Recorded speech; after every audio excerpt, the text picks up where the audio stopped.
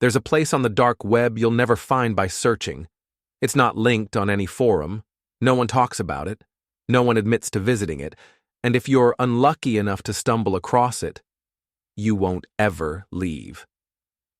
In this story, we follow Daniel, a small-time live streamer desperate for an audience.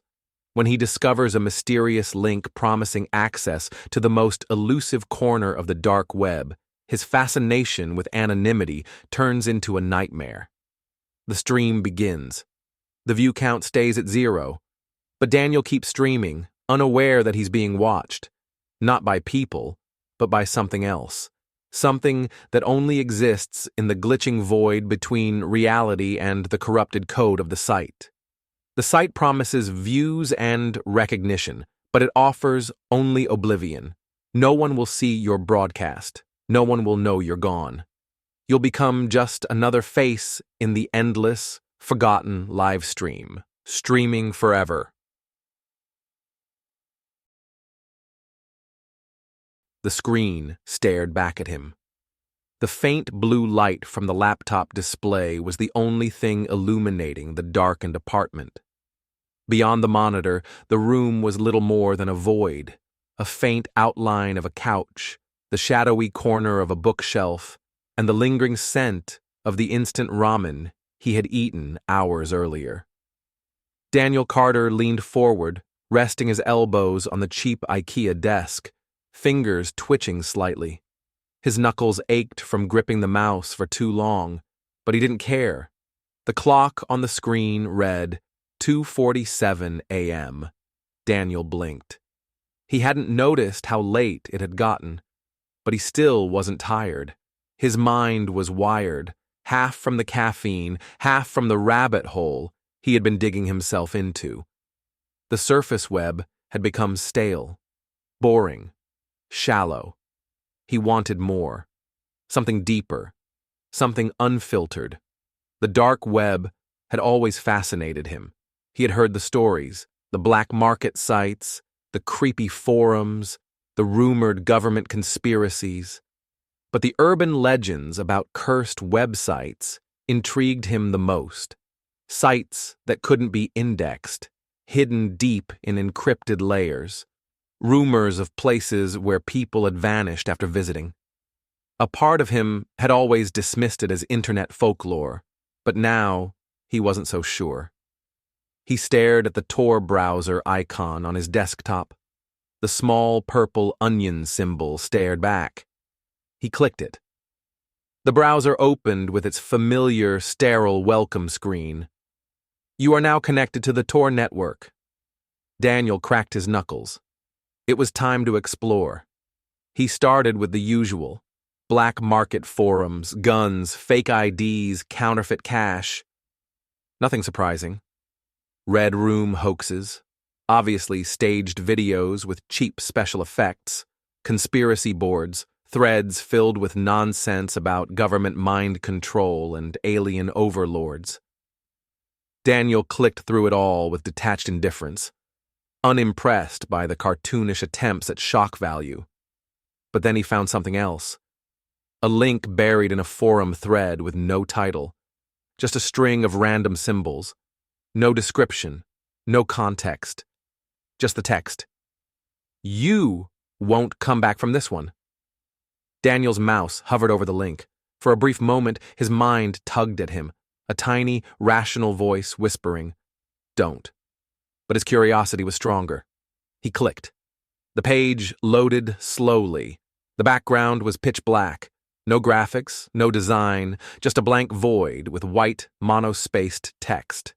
And one line, "Enter your name." Daniel felt his skin prickle slightly. He smirked. Oh, come on, this is some ARG crap. He typed, Daniel C_47. The screen blinked. The message changed. Are you sure you want to continue? Yes. No. Daniel's lips parted slightly. The unease returned. The back button was gone. The mouse cursor glitched slightly, trembling over the yes button. Fuck it, he muttered. He clicked yes. The screen blinked again. The loading wheel spun for an uncomfortably long time. Daniel drummed his fingers impatiently. Then suddenly, the browser window expanded into full-screen mode, locking his taskbar out of sight. The site loaded. And the second it did, Daniel felt his chest tighten. The interface was old, outdated, almost like an early 2000s website. Stark white text on a black background, flickering slightly as though the code was unstable. A single image sat in the center of the screen. A doorway. Low resolution. Grainy. Rendered with eerie realism, almost photographic, but slightly off, as though it were digitally corrupted. The door was rusted metal, with faint streaks of brown, like dried blood, running down the sides. Beneath the image, a single message read, "Are you ready to open the door? Enter." Daniel's fingers hovered over the trackpad. He felt a strange chill slither across his skin. His stomach clenched slightly, but he still clicked. The screen flashed violently, and for a split second the image seemed to distort, as though a face had flickered across the doorway. Too fast to be sure. Then, the site fully loaded. A live stream began to play. At first, Daniel wasn't sure what he was looking at. The camera was grainy and jittery, almost like low-quality CCTV footage. It showed a concrete room, cold, industrial, and windowless. A single chariot in the center, illuminated by a harsh overhead bulb. And in the chair was someone tied up. Daniel's breath caught. At first, he thought it was a Red Room prank, another hoax. But the details were too real. The person was trembling, their chest rising and falling rapidly. Their eyes were wide and glistening with tears. The live chat window on the side of the site blinked. Messages flooded in. User 468. Is this one real? Black dusk. Looks fake.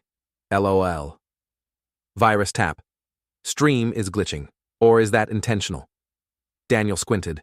The stream shuddered violently, the image fragmenting into pixelated distortions. For a brief moment, the person in the chair looked directly at him.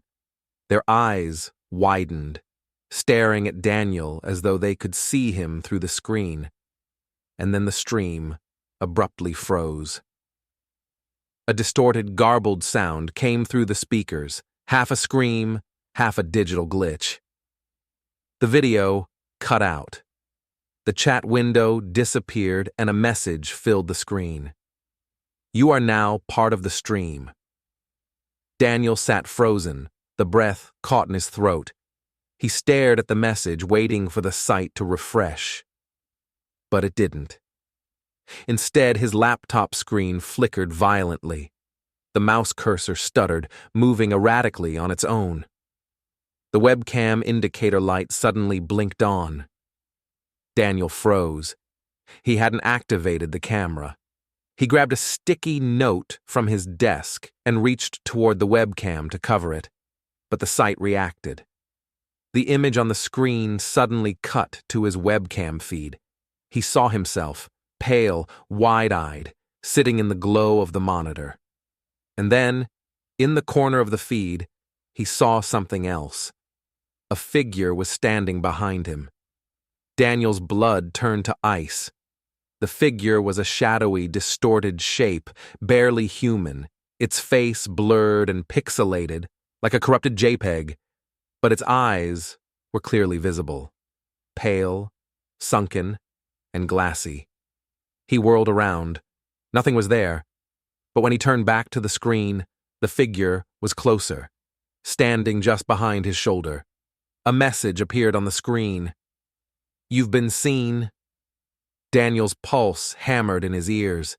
He slammed the laptop shut. For a brief moment, he sat in the darkness, heart racing. His breath came in shallow bursts. Then he yanked the power cord from the wall. He exhaled sharply. It's fine. It's over. But then his phone buzzed. He pulled it out and his stomach dropped. A notification from an unknown number. Don't close the door. The screen of his laptop suddenly flickered back to life. The site was still there, the stream still running. The door on the screen now had his face reflected in it. The stream was live, and Daniel knew he was now a part of it. Daniel stared at the screen, his breath shallow and erratic. The laptop lid was closed, the power cord was unplugged, he was sure of it. Yet, the screen was still on. The image of the doorway remained, pulsing faintly like a heartbeat. And on its rusted surface was the distorted reflection of his own face, staring back at him with dead, hollow eyes. No, no, no. Daniel's voice was barely more than a whisper. He shoved back from the desk, his chair screeching against the floor. His hand shot out toward the laptop, fingers trembling as he gripped the edges. He lifted it and slammed it shut again. The screen flickered violently, as though the entire machine were having a seizure.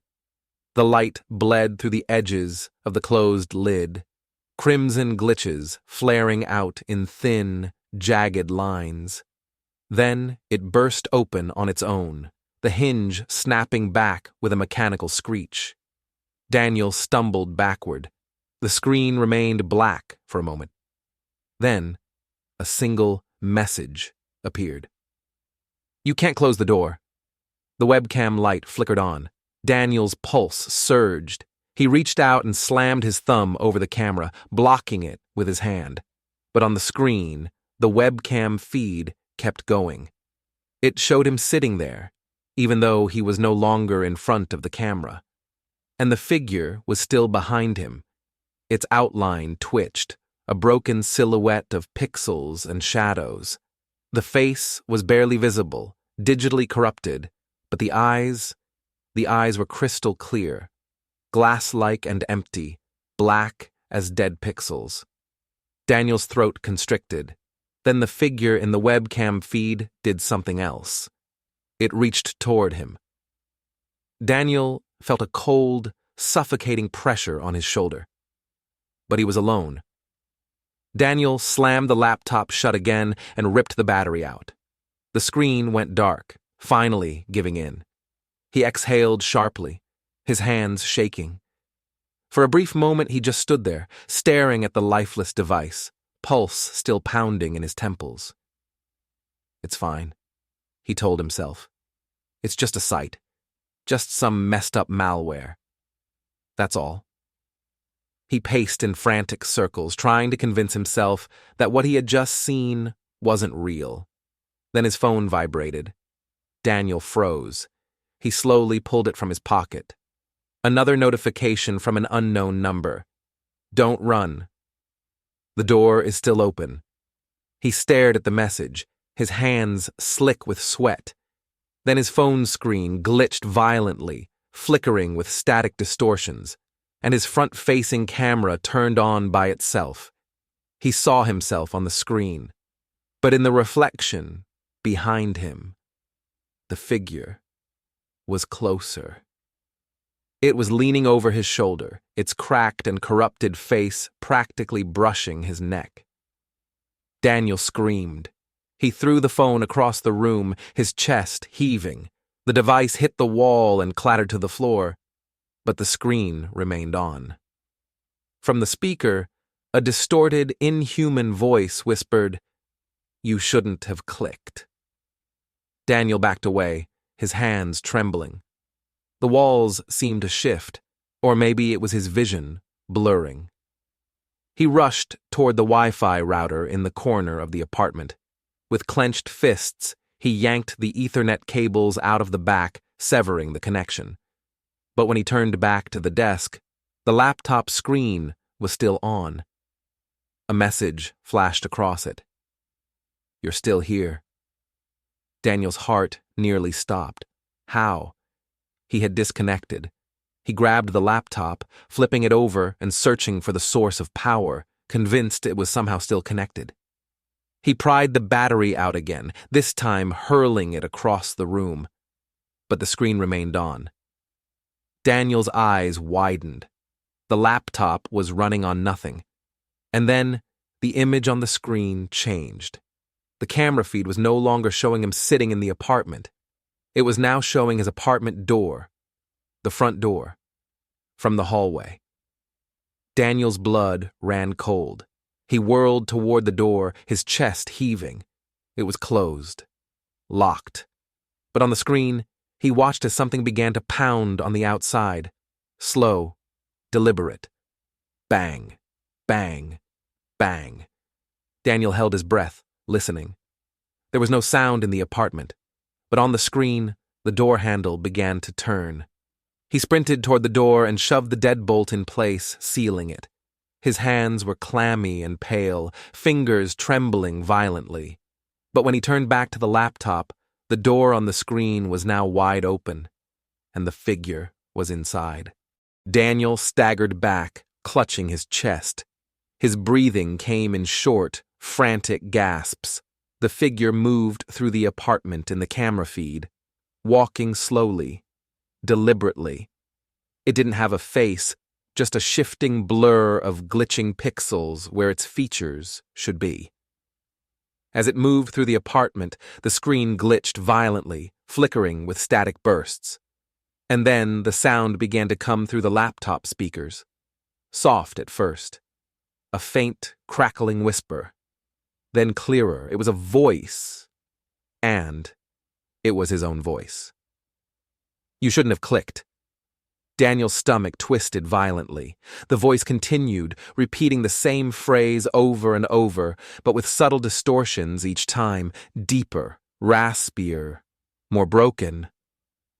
He stumbled backward, knocking over the coffee table, sending papers scattering across the floor. But no matter where he turned, the voice followed. "You shouldn't have clicked. You shouldn't have clicked. You shouldn't have clicked." Daniel clamped his hands over his ears, but the voice seemed to crawl into his skull. It was coming from everywhere. His phone, the speakers, even the faint buzz of the refrigerator. His head was spinning. He turned toward the laptop, desperate, clawing for the power button. But the site's live stream was still running. And now, the camera feed was showing his own face, staring back at him, with the figure standing directly behind him, its hand almost touching his neck. And then the voice whispered again, "You're next." Daniel's vision blurred with static. His apartment was no longer real. It was becoming part of the stream. The walls distorted, shifting between reality and fragmented pixels. The furniture seemed to flicker, transforming into broken polygons, rendered like some corrupted, low-resolution game environment. He staggered toward the door, trying to leave. But when he opened it, he was staring into the website, a hallway of endless black, flickering with corrupted light, stretching infinitely. No neighbors, no stairwell. Just the doorway into the stream. He turned back toward the apartment, but it was gone. The apartment no longer existed. He was now inside the site. The last message appeared on the screen, though there was no screen anymore. Just floating text, endlessly repeating in his vision. "You are the content now." And Daniel finally understood. No one would ever find him, because he wasn't missing. He was just another stream, on the last site you'll ever visit. Daniel stared into the void. The hallway beyond his apartment door was gone, replaced by a tunnel of darkness and static. He didn't know how long he had been standing there. Seconds? Hours? The concept of time was slipping away, fragmenting along with the world around him. The walls and ceiling were flickering, breaking apart into jagged polygons and twisted pixels. He reached out a trembling hand, touching the edge of the doorway. It rippled like a digital curtain, distorting in blocky waves. His fingertips sank through it, passing into the corrupted blackness. His chest tightened. He could feel it, cold and sticky like tar, but without any physical substance. It wasn't just darkness, it was somewhere else. He pulled his hand back and stumbled away from the door, panting. But the apartment was no longer real. The coffee table was now a glitched, distorted mess, its legs floating slightly above the ground. The fridge was half-rendered, jagged textures tearing through the air like shattered glass. His laptop sat open on the desk, but the screen was no longer displaying the website. Instead, it was showing the apartment itself. The live feed displayed him, standing there, staring at the screen, in real time. But something was wrong. There was an extra door in the feed, a door that didn't exist. It was positioned just beside his bathroom door, a pitch-black rectangle, faintly glitching with a white noise. Daniel turned toward the wall. There was no door. But on the screen, it was clearly there. His heart hammered in his chest. He turned back toward the laptop and watched as the door in the feed slowly creaked open. The door in the video revealed only blackness, a swirling void of static and nothingness. And then, slowly, something crawled through it. Daniel's throat tightened. The figure was different this time. It was taller, hunched, with limbs that seemed elongated by the distortion, its arms too long, its neck stretched unnaturally. Its body flickered and tore, breaking apart into pixelated fragments before reforming in impossible shapes. The face was barely human anymore. It was a swirling mass of corrupted pixels, but the eyes were perfectly clear, glass-like, black holes with no soul behind them. Daniel's pulse slammed against his chest. On the laptop feed, the figure began to move through the apartment. It turned slowly, its head glitching violently as it scanned the room. Then its eyes locked onto the camera. It moved closer, tilting its head. And then it looked directly at Daniel. Even though he wasn't standing in the camera's line of sight, his blood ran cold. The thing in the feed knew he was watching. And then, without hesitation, the figure turned toward him. In the video, and in real life. Daniel heard it. The floorboards creaked behind him. He slowly turned around. There was nothing there. But on the screen, the figure was standing directly behind him, its face inches from his neck. He could almost feel the cold, corrupted breath on his skin. Daniel's hands shook violently as he grabbed the laptop. "Get out!" he screamed, throwing the device. The screen flickered violently as it hit the wall. The casing cracked, the glass shattered, but the screen remained on. The figure in the feed was still moving, and now it was closer than ever. Daniel sprinted for the door, grabbing the knob, but it was no longer a door. It was just a flat black panel without seams or hinges. A glitch in the world, as though the exit had been corrupted out of existence. His pulse slammed in his ears. He stumbled backward, his breathing uneven, chest heaving. He clawed at his phone, desperate for a lifeline. But the screen glitched violently, flashing with fractured code. The phone displayed a command prompt window, greater than user input:execute open daniel.exe close. His eyes widened. Before he could react, the phone screen flickered violently and switched to a live feed of himself from the ceiling. Daniel's stomach flipped. He slowly glanced upward. There was no camera on the ceiling, and yet the feed showed him perfectly from a downward angle, as though he were being filmed by a non-existent lens. He stared at the phone, paralyzed. Then he heard it. A faint tapping. He turned toward the window. It was pitch black outside. But there was something there. Pressing against the glass. A handprint made of static. And then, the hand pulled back. A distorted face emerged from the darkness, smearing across the glass, glitching violently with each movement. Daniel's stomach turned to ice. The window shattered inward. Glass sprayed across the apartment, but there was no sound. The shattering was mute, as though someone had turned off the audio of reality itself. The dark figure crawled through the window, its movements jerky and unnatural, limbs bending at impossible angles. Daniel stumbled backward, tripping over his own feet. The thing inched closer, its face a swirling mass of corrupted pixels, but its eyes, they were still human, familiar. And then Daniel realized why. They were his own eyes, perfectly reflected, back at him. The figure lunged, its arms jerking out, and Daniel screamed. But instead of attacking him, it touched his chest, and the apartment fragmented around him, his vision pixelated as though the world itself were being rendered in lower resolution. The floor rippled into glitched textures.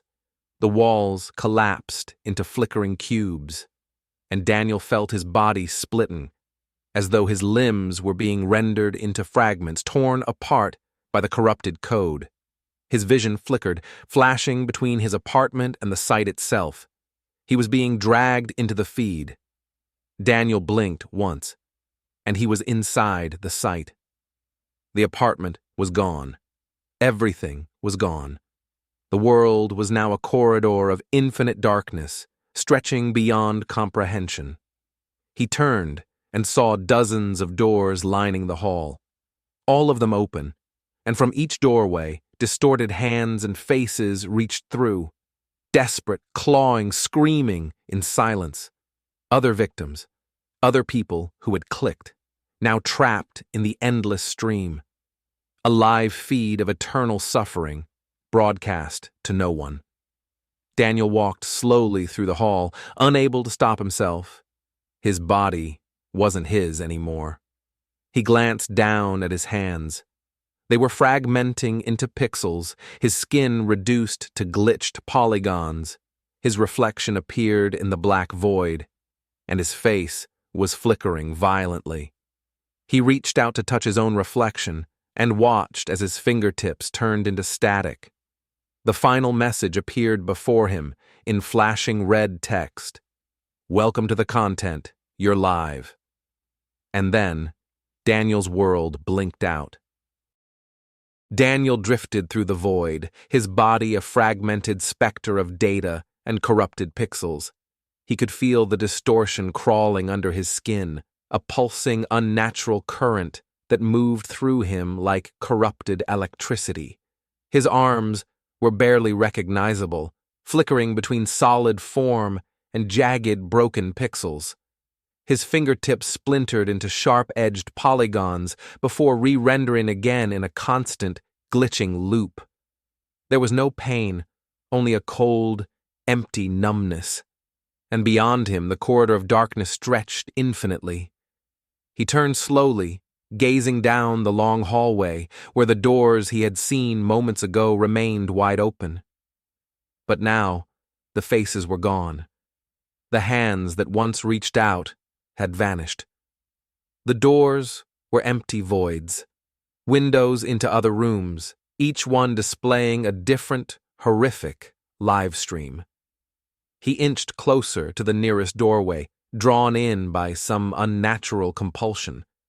Inside, he saw a teenage boy sitting at his desk, oblivious to the figure standing behind him. The dark shape loomed silently, its face distorted into shattered static. The boy stared at his screen, unaware that his feed was broadcasting his own death. Daniel watched in a frozen terror as the figure reached down and touched the boy's shoulder, and the boy vanished, his body disintegrating into glitched fragments. His image was consumed by static, reduced to pure, corrupted data. The screen on the far side of the room still displayed his live stream, but now he was no longer visible. Just an empty chair with the words, "Live, 0 viewers." Daniel's stomach twisted. He turned to the next door. Inside was a middle-aged woman sitting at her kitchen table. Her laptop was open, displaying a shopping website. But just behind her, a door that didn't belong appeared. A black, featureless frame. And from it, something crawled into her kitchen. It moved like a digital shadow, barely defined. Its limbs twitching and rendering incompletely, jagged with fractured polygons. The woman didn't notice, not until the figure touched her neck. And then she glitched violently, her body splitting into jagged pixels before erasing entirely, leaving behind nothing but her empty chair. The live stream continued, broadcasting the empty room to no one. Daniel stumbled backward, his chest heaving. He stared at the countless doorways, each one displaying another person falling victim to the same twisted fate. But none of them screamed, none of them fought.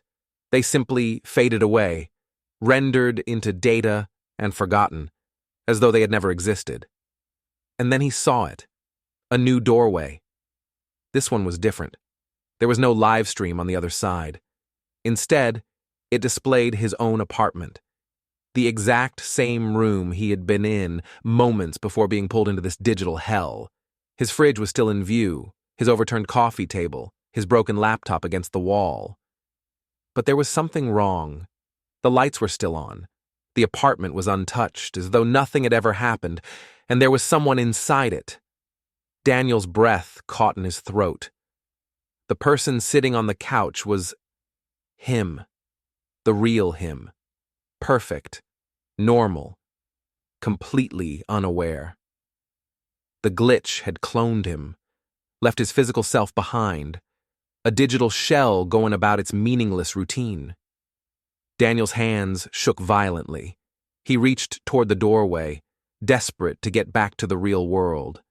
But when he stepped through, the image distorted. The apartment became grainy, shifting into corrupted textures, and the figure on the couch turned slowly toward him. Its face was distorted, stretched into a jagged, glitched mask of his own face, frozen in a hollow smile. The eyes were wrong, too wide, too black. And then slowly, the doppelganger rose from the couch. It turned toward the laptop, sat down, and began to stream. Daniel watched in silent horror as the copy of himself typed calmly, logging into the same streaming site. His fake self activated the webcam and smiled at the lens. The stream was live, and the view count was 0. His hands clenched into trembling fists. "No," Daniel muttered, his voice distorted by the static around him. The doppelganger mimicked his movements, tilting its head slightly, and then, with slow, deliberate movements, the copy reached under the table and pulled out a long, jagged knife. Daniel's eyes widened.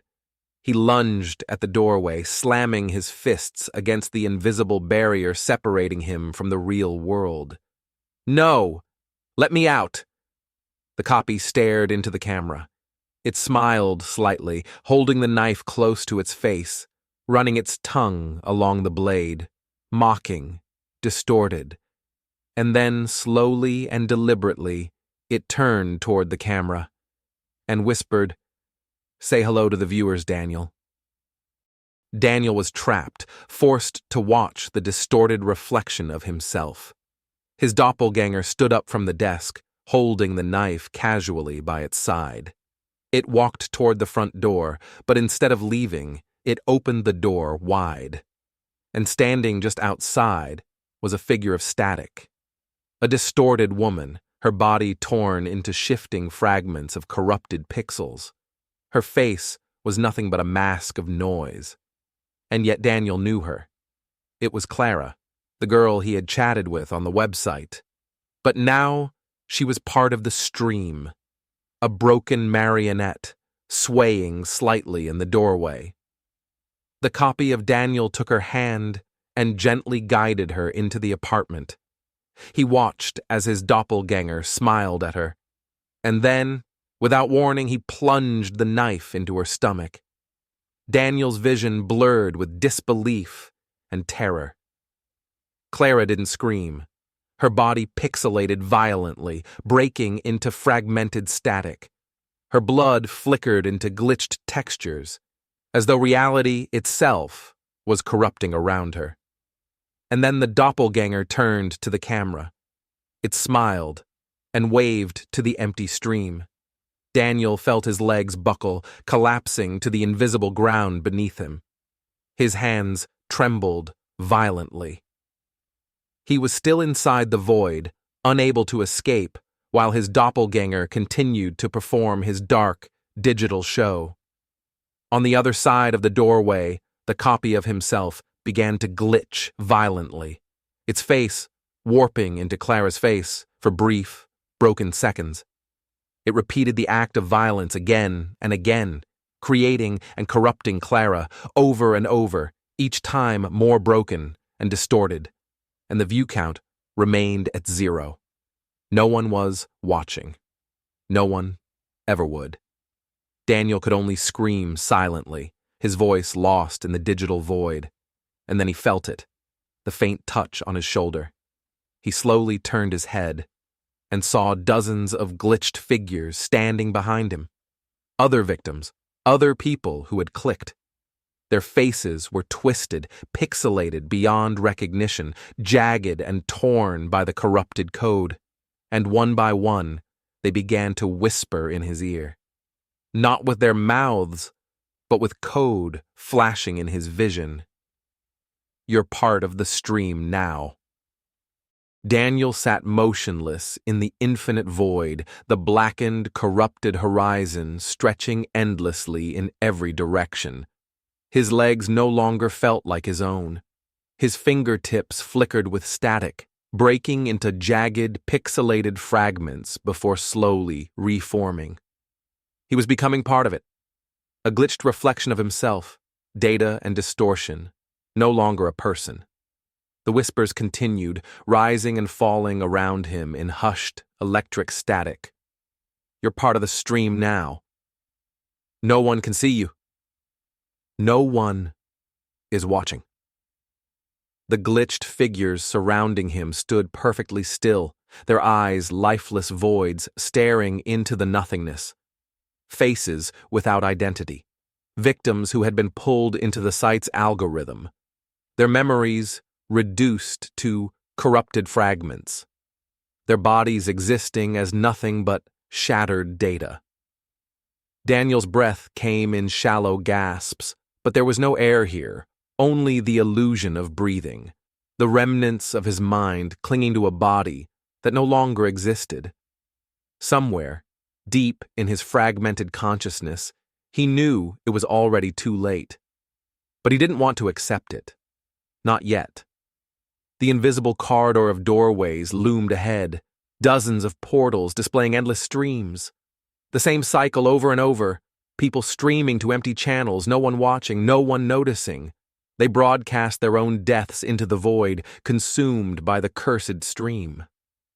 Daniel slowly inched toward the nearest portal, drawn by the distorted image beyond it. At first, he didn't recognize the apartment he was looking at. It looked unfamiliar, but as he got closer, his stomach twisted violently. It was his mother's house. She sat on the couch, flipping through TV channels with an expression of faint boredom, unaware, oblivious. Daniel's eyes widened in disbelief. No. No. No. No. He pressed his hands against the invisible surface of the doorway. His voice cracked with desperation. "Mom! Mom, get out! Can you hear me?" But she didn't react. Her TV flickered, the screen briefly replacing the sitcom with a distorted image. Daniel's face rendered in glitched static. It flashed only for half a second before disappearing. But she saw it. Her brow furrowed, confused. She reached for the remote, rewinding slightly. And for a brief, horrific moment, Daniel saw himself on the TV. His pixelated face, his eyes hollow and distorted, staring back at her, "What the hell?" she muttered, leaning closer. But before she could react, the TV screen turned black, and a new feed appeared, her own living room, broadcasting in real time. The image on the TV was now a live feed of herself, sitting on the couch, watching herself. Her eyes widened with confusion. She stood up, walking to the TV slowly. And then Daniel saw it. The dark doorway appeared behind her couch, the one from his apartment, the same featureless black frame, the one that didn't belong. And from it, the same corrupted figure began to emerge, a glitched reflection of himself, eyes black, mouth stretched into an unnatural grin. "No, no! Mom, run!" Daniel screamed, his fists slamming against the invisible barrier. But she didn't hear him. She turned slowly toward the couch, noticing the shadowed figure. For a second, she stared, confused by its familiarity. And then the doppelganger lunged, its hands clamping around her throat. She fought, kicking and thrashing, but her movements distorted, her body glitching into static, fragmented and incomplete. Her eyes pixelated, stretching into jagged blocks of color. And then she vanished, leaving nothing but an empty couch. The TV flickered violently, displaying the words, "Live, 0 viewers." Daniel collapsed to his knees, his hands trembling. He screamed, but there was no sound. The void around him trembled, the doorways flickering out one by one until only one portal remained. The stream that he knew was waiting for him. His own live stream. He stared at the doorway, his breath catching in his throat. On the other side, he saw his apartment once again, but it was empty. There was no sign of his doppelganger, no signs of Clara or the twisted, distorted figures. Just his laptop, sitting quietly on the desk with the webcam facing the empty room. Streaming, always streaming. The view count was still at 0, but Daniel knew he was part of the feed now. There was no way back, and then without meaning to, he stepped through the doorway. He emerged into his apartment, but he was no longer a man, just a ghost of corrupted data, walking the same empty space, over and over. Daniel sat on the couch in his apartment, staring at his hands. But they were no longer his hands. They were fractured polygons, shimmering and broken. The textures of his skin flickered, sometimes smooth, sometimes jagged and incomplete. He could feel the endless cycle pulling at him, the distorted repetition. No escape. No one would find him. He was a permanent part of the stream, cursed to repeat the same empty broadcast over and over, with no one ever watching, no one ever noticing. His laptop screen displayed the broadcast, "Live, 0 viewers." The glitched faces of other victims appeared in the stream with him now. Clara, his mother, and countless other forgotten souls. All of them pixelated shadows, trapped in a stream no one would ever see. Somewhere in the real world, the cursed site still existed. A simple link, circulating in obscure chat rooms, passed around on encrypted message boards, hidden beneath layers of proxies and VPNs. It waited patiently for the next victim, the next lonely streamer searching for an audience. And when they clicked the link, they would find the stream. They would see Daniel's face, blank and empty, repeating the same movements over and over, streaming to no one. Live, 0 viewers. They would watch the feed for a moment, maybe chuckle at the bizarre emptiness of it, and then their webcam would activate without permission. Their own face would flicker into view. For a brief, fleeting moment, they would see their own reflection on the cursed feed, and by the time they realized what was happening, it would be too late. They would vanish from the real world, leaving only a stream no one would ever see. Endless, forgotten, Empty. Live. 0 viewers. Forever.